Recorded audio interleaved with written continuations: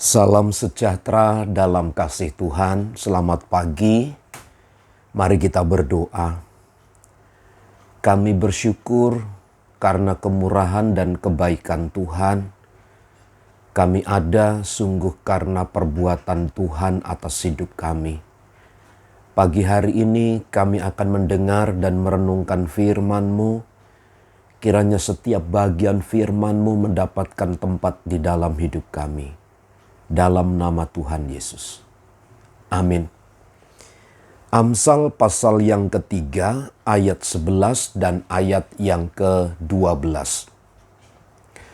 Hai anakku, janganlah engkau menolak didikan Tuhan, dan janganlah engkau bosan akan peringatannya.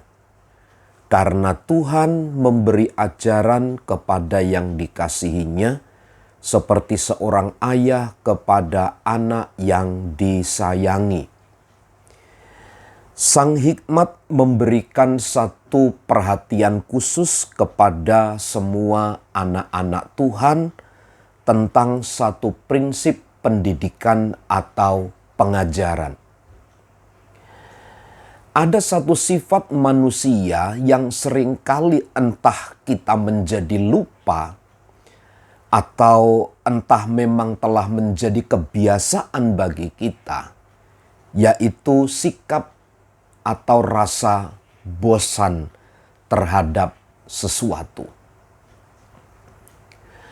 Nah, memang tingkat seseorang atau kebosanan kepada seseorang itu berbeda-beda dalam level-level tertentu.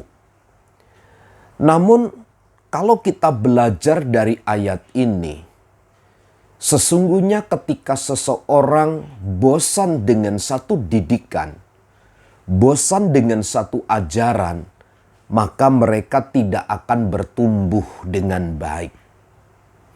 Itu sebabnya ayat 11 berkata, hai anakku, janganlah engkau menolak didikan Tuhan. Penolakan terhadap firman Allah, didikan dari Tuhan atau dari Sang Hikmat itu biasanya dibarengi dengan janganlah engkau bosan akan peringatannya. Jangan engkau menolak didikan Tuhan dan janganlah engkau bosan kepada peringatannya. Satu anjuran yang memang terlihat dari prinsip-prinsip hidup manusia tentang kebosanan. Seolah-olah ketika sampai kepada level tertentu, sesungguhnya level tertentu itu dianggap akhir dari segalanya, padahal tidak. Dalam ayat ini dijelaskan sebenarnya ada satu visi besar bahwa manusia, orang percaya itu tidak boleh berhenti. Dia harus terus belajar dari hari ke hari. Sebab berhentinya seseorang dari belajar itu sama saja dia sedang menolak atau sedang mengkonfirmasi bahwa dirinya adalah sedang bosan terhadap didikan itu. Ayat yang ke-12, karena Tuhan memberi ajaran, memberi didikan kepada orang-orang yang dikasihinya. Salah satu ciri khas kasih Allah yang dinyatakan kepada manusia adalah ketika manusia itu tidak menolak dan tidak bosan terhadap peringatan Tuhan. Seperti seorang ayah kepada anak yang disayangi.